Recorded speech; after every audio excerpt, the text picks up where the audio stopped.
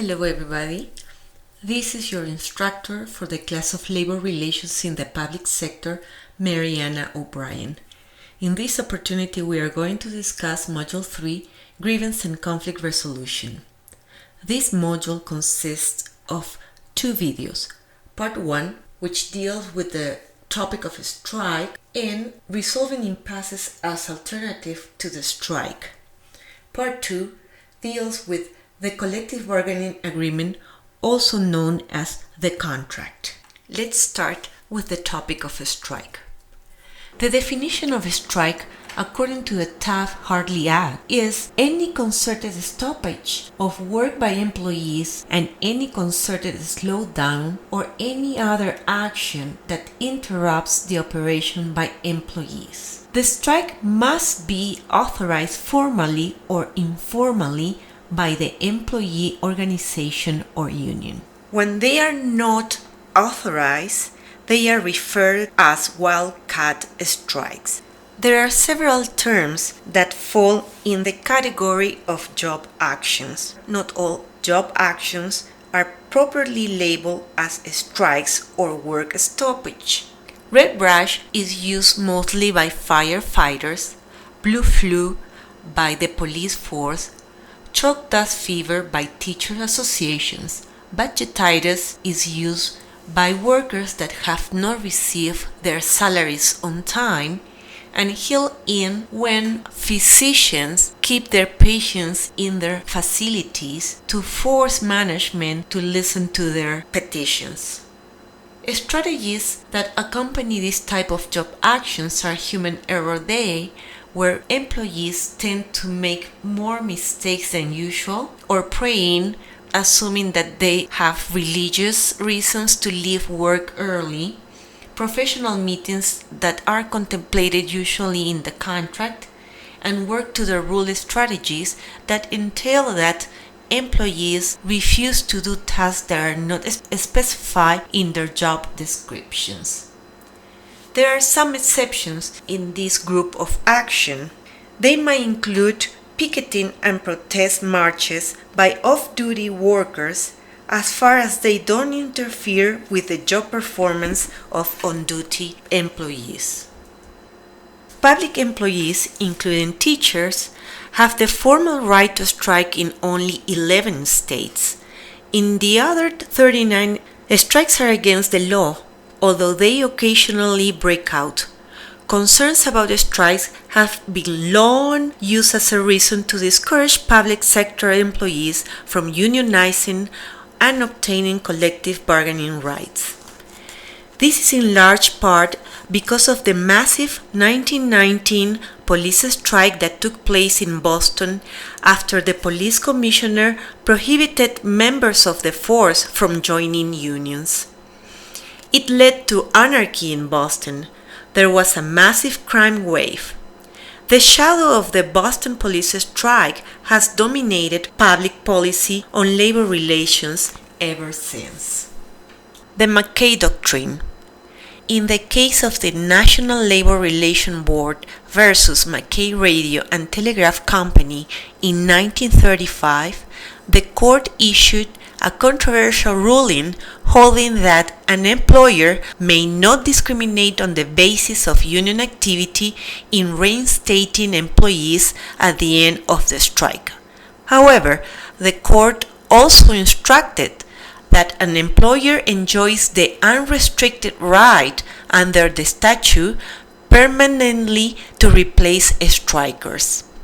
President Ronald Reagan made reference to the Boston police strike when he famously fired 11,345 striking air traffic controllers in 1981.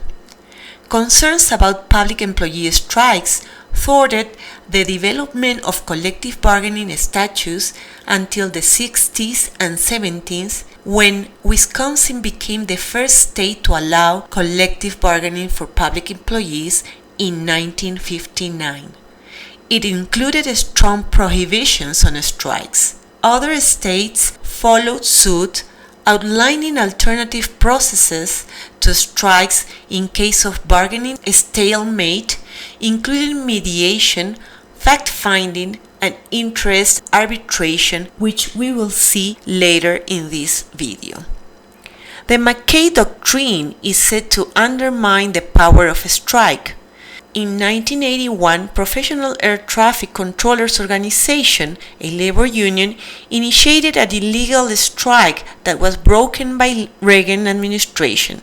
President Reagan fired striking air traffic controllers and replaced them with new employees. A smaller percentage of public employees go out on a strike. Also, in the public sector, the strikes are briefer. In both private and public sector, strike rates have declined since the 80s. It is due to the economic conditions and the hiring no union replacement workers. The majority of government strikes takes place at the local government level. Local government strikes spill into two or more functions, such as in the case of the firefighters that may join police force job actions. Still, there is a debate over the legitimacy of strikes by public servants. The philosophical and practical points regarding the right to strike has to do with individual civil rights and the nature of government employment. As we can recall, one of the main arguments is the sovereignty argument, which states that in a representative democracy, the people are sovereign, and their will is served by their elected representative. If government, through these representative appointees or civil servants, bargain over terms and conditions of employment with a union, then sovereignty is violated through the illegal delegation of the people's sovereign power. We will see this contradiction all over the labor relation management in the public sector. The right to strike in the public sector has supporters and retractors based on the idea of the sovereignty argument, the distortion of the political process, the lack of market constraint, and the essential character of the services provided by government. Those who are against a strike in the public sector says that permitting workers to strike surrenders authority. Those who are in favor of a strike in the public sector says that other decisions are made without consulting directly to the public. In regards to the political process, retractors of a strike in the public sector state that excessive power to unions will taint the political process. However, it is difficult to say what a normal political process is. In regards to the argument of lack of market constraint, those who are against the argument of a strike in the public sector state that unions have too much power because there is not a competition environment in the public sector. However, they forget that public employees and the management have political and administrative pressures to resume activities. They have to respond to the public.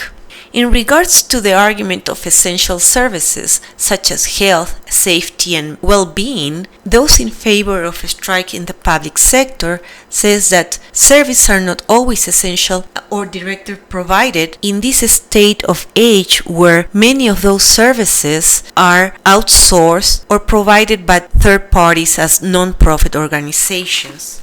The legislation pertaining to strike is varied and also depends on states. One commonality among permissive strike states is that the vast majority bar strikes that would endanger public health, safety, or welfare. For that reason, police and firefighters are prohibited from striking in almost every state. This prohibition dates back to the 1919 when a massive police strike in Boston left citizens in an incredible vulnerable state. The 38 states not on the permissive strike list either do not recognize a legal right to strike or have an outright prohibition against public sector strikes. Similar to the permissive strike states, the penalty associated with prohibited strikes vary widely. How effective the lack of legal rights is a deterrent to striking has been called into question numerous times. New York provides for the most draconian anti-strike penalties. Enacted in the Taylor Law, the penalties for public sector union strike can include large monetary fines levied against the union for every day its members are on strike, and potential jail time for the union leader. Knowing this, the union leaders still call a strike. On the opposite end of the spectrum are the more recent San Francisco BART strikes. Because the strikes are permitted under California law, the city has little recourse despite the inconvenience to city residents. In both of these strikes, an agreement was eventually reached. Public policy and the incidence of strikes. In trying to determine the relation between state policies on strikes and the incidence of public employee work stoppages, social science have not reached to an agreement. Different studies show different results. For example, a statutory prohibition against strikes may discourage but not prevent them. Enforced penalties tend to reduce the incidence of work stoppages. However, permissive strike laws first increase strikes, but later they decrease. What there is agreement about is that job actions are more frequent in states with no strike laws. In order to answer why public employees strike, a study shows that there are macro-level factors as well as micro-level factors. Within the macro-level factors, a study shows that strikes were attributed to wage and benefit disputes. Prevailing business conditions also are associated to the union's propensity to strike. Work stoppages had a tendency to increase during periods of rising prices and falling unemployment, and decrease during economic recessions. Conversely, workers are less likely to risk being fired when unemployment rates are high. It was also found that strikes are related to the nature of the industry and the work involved. Workers working in conditions or in occupational categories that are dangerous are more prone to strike. Micro-level factors are related to the employer and the employee as individuals. It was found that demographic and attitudinal factors are not related with the propensity to strike. Neither age, education, or job satisfaction increases or decreases the possibility for a strike. However, it was found that the bargaining power and disagreement costs are related to this relation. If a person considers that the cost of disagreeing with somebody is higher than the cost of agreeing on that person's terms, then is more prone to go on a strike. Faulty negotiations are other variables taken into consideration. Faulty negotiation has to do with the lack of understanding of what is other parties' bargaining position. The bargaining process clearly collapses when there is lack of experience, when communication breaks down and the lack of good faith exists. In either case, one or both parties perceive some benefits in dragging out negotiation. There are strike tactics that both parties can adopt. In essence, it's a public opinion war. Unions choose the exact time when to go on a strike, gain positive media coverage, and let know public the significance of their work. They must consider the ramifications of the potential strike. In jurisdictions where strikes are allowed, management have to wait how far they want to go in, for how long, and what are the likely results, because they are accountable to the public. Despite the fact that there might be a strike in the jurisdiction, management is responsible for the continuing operation of the entity. Therefore, they have to have a contingency plan that considers crisis management, a strike task force to maintain those essential services, select the personnel to oversee and perform the critical services, and a plan that must consider management, private contractors, intergovernmental cooperation, and provide protection to non-strike workers from retaliation. The objective is to garner public support, and also they must be very conscious of the election years to come. Another management tactic is injunction. An injunction is a request by the public employer as a plaintiff to a state or local court to halt the strike or other job action. They must prove the illegality of this action by showing proof of jeopardy to the public health or safety, or of the intentional interruption of the legally mandated government function. Disagreement may occur during the contract negotiation phase or during the implementation of the contract. In this section, we are going to examine the three principal measures used in public sector impasse resolution, such as mediation, fact-finding, and arbitration. When impasse occur over the interest during contract negotiation, it is called interest arbitration. When impasse occur during the rights or grievance under the terms of an existing contract, it is known as grievance arbitration. In the private sector, parties seeking to avoid a strike call in a mediator. Usually, a mediator is assigned by the Federal Mediation and Conciliation Service, the FMCS. If the mediator sent by this neutral organization fails to reach into an agreement, then fact-finding or arbitration may begin. If neither of these three steps work, then a strike is imminent. The first approach to impasse resolution in the federal employment was made through the Executive Order 10988. However, no binding interest arbitration procedures except for advisory arbitration were provided. It is President Nixon, with Executive Order 11491, who authorized the Federal Mediation and Conciliation Service to aid in resolving federal impasses upon the request of one or both parties.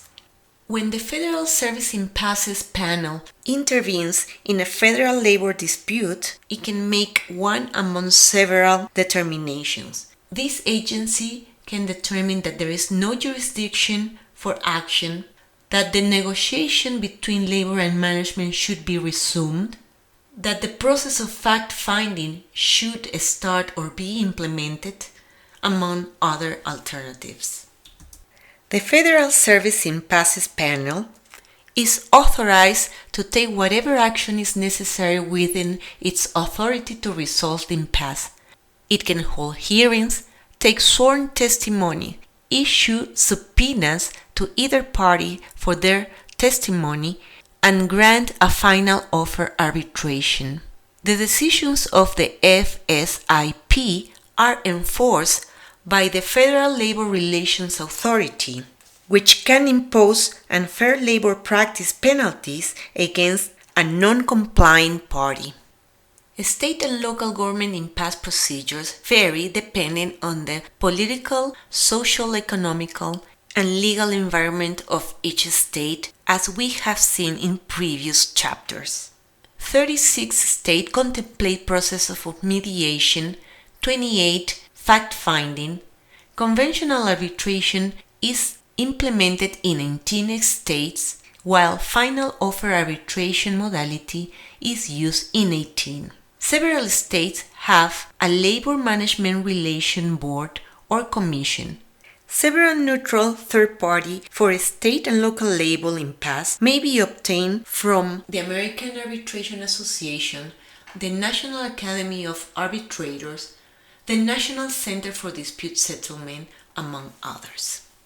Impasse in a contract negotiation may be declared when the deadline has been reached. In mediation, an impartial third party is requested. It can be requested by either or both parties. In states where there are public employee relation boards, mediators are assigned by the public employee relation boards or committees or by the FMCS at state or local level. Mediation is a very informal process, quiet and private and highly individualistic.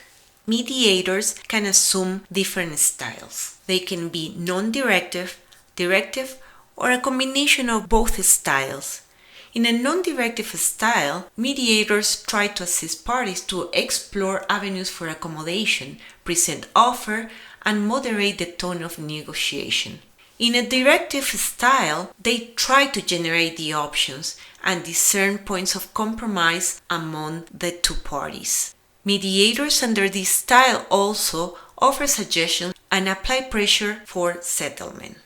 Mediators have to be very clever in choosing the style they want to apply in the negotiations because a mismatch between the nature of the dispute and these tactics may push the parties into a greater disconnect and doom to a process to failure. For this reason, an effective mediator has to be experienced, unbiased, open, creative, patient, try to build trust among two parties, be diplomatic and knowledgeable of the process. These skills can be personal traits or being acquired by formal training in labor relations, labor law, conflict resolution, and facilitation processes. Mediation is an art, not a science. The advantages of mediation is that it's a very flexible process, breaks down communication barriers among those parties, and facilitate voluntary agreements. When agreements are reached voluntarily, it moderates labor conflicts after the agreement. The problem with mediation is that no final report is issued. Effective mediators are difficult to find, and mediation techniques are problematic to teach. Probability to reaching a settlement increases when mediation is followed by compulsory binding arbitration rather than fact-finding. Fact-finding is a formal proceeding consisting of a quasi-judicial hearing by the neutral of both parties' position and evidence, a written record of the facts, and written, not binding recommendations for settlement. The process of fact-finding entails that two parties enter an interest dispute. The fact-finder hears both sides, collects the relevant data, and issues recommendations for settlement. Fact-finders are informal mediators. They are concerned that their recommendations are fair and that can issue public notice of recommendations to involve public opinion in the decisions. The advantages of fact findings is that it is found as an opportunity to cool off the process. It can lower expectations of both parties, which eventually would facilitate an agreement, and also is a basis for continued negotiation. Arguments against fact-finding is that it lacks of finality. The recommendations might be rejected. Therefore, it has low success rate and sometimes is used to chill the bargaining process when a strong party prefers to go directly to arbitration. Arbitration is the most controversial impasse resolution procedure short of the strike. It involves formal quasi-judicial settings in which each party presents evidence supporting its position to a single neutral or a multi-member board. Parties agree in advance that the decision by the judge based on the merits of the case will be accepted as final and binding. It is the generally accepted means of conflict resolution between an employer and a labor organization during the term of a contract, enabling disagreements over contract interpretation or application to be settled in a less formal setting than time-consuming and costly courtroom litigation. The neutral judges selected to hear and decide these cases are arbitrators. In the arbitration process, the first step is to select the arbitrator. It can be one person or three. The Federal Mediation and Conciliation Service maintains a roster of approximately 1,400 arbitrators who are experienced practitioners with backgrounds in collective bargaining and who meets FMCS arbitration requirements. In rendering their decisions, arbitrators must consider several factors such as equity and public interest, comparable data about the wages, hours, and working conditions and cost of living. Previous contracts are also used as reference. They also evaluate the employer's ability to pay. Arbitration decisions may be appealed if obtained by fraud, legal error, or collusion. The court must review grounds for the process. To be successful, decisions must be final and binding on both parties. Some of the advantages of arbitrations is that provides a balanced measure of finality to impasses. Because it's less expensive than going to the court, contributes to rational budget making, and without going to a stoppage, agency can continue to provide services to the public. Because of that, it provides social and political stability.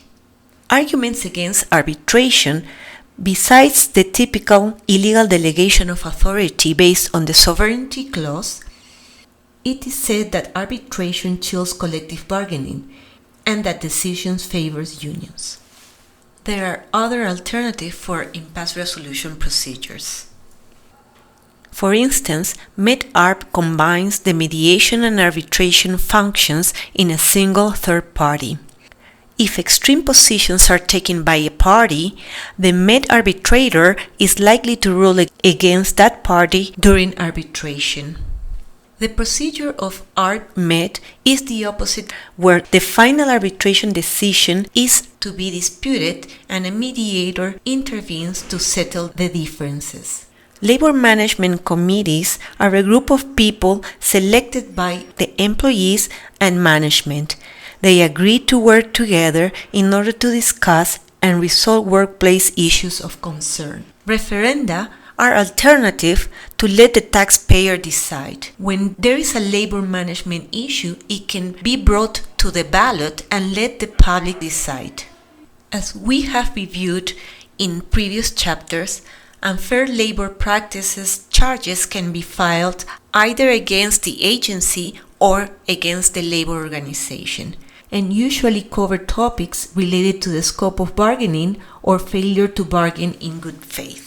In conclusion, there is no one best way to solve conflict between labor and management. State and localities provide strong evidence of the need to adapt procedures to circumstances.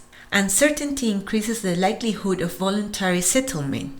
Studies have shown that parties want to settle as soon as possible.